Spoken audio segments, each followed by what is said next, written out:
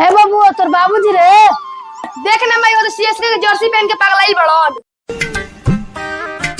ए बार 250 मारब जा 39 पे all out करब जा। का बाबूजी करे सपना देखो तोरा का मैं ता शर्म नहीं लागत तारा उम्र के मैं प्लेयर सन्यास ले लो सर।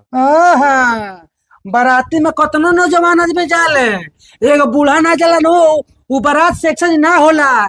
ऐसे ही आईपीएल बा कतनो नौजवान खेली है एगो बूढ़वा ना खेली नु उ आईपीएल सेक्शन ना होई। चलो चुप रहो बच्चा बच्चा मत करो तारा से मुंह लगावत बेकार बा। तारा से गले के लगावता जाना जाना तो जाना। ए बाबूजी ये कनी से काहे लागत नहीं एगो ट्रॉफी जीत के मेढक लेके पक पक करता रहो सरवा।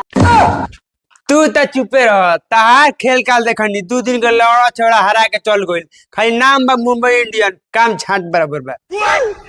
साले 12 तारीख के भेंटे हो जाई। आज ड्रीम लेवल टीम लगाई संजू का का पगलल बड़ा लइकनो के पगलले बड़ा पूरा अड़ोसी पड़ोसी के गेहूं कटा गुल अभी हमनी के खेते में लागल बा। तोरा से कहले भाई नो जब आईपीएल चलता हमरा भिना होई नी नहीं ये करम त हमर कहाना हार गुल उहे गाना जीता के हम ड्रीम लेवल टीम लगावत नी। ये तो कहत कहत हमरा के खा गुल 18 साल से का कर दे साला किस्मत साला तनी मुकती चुकता जहिया जीतम नु ओ दिन 2 करोड़ जीतम 2 करोड़ बुझाता 2 करोड़ कहिए जीतब। चलो जल्दी काटे हम ना जेम काटे जो ना जीबो काहे ना जीबो जा इन पर्सल के ना हो चलो जल्दी काटे हम ना जीबो।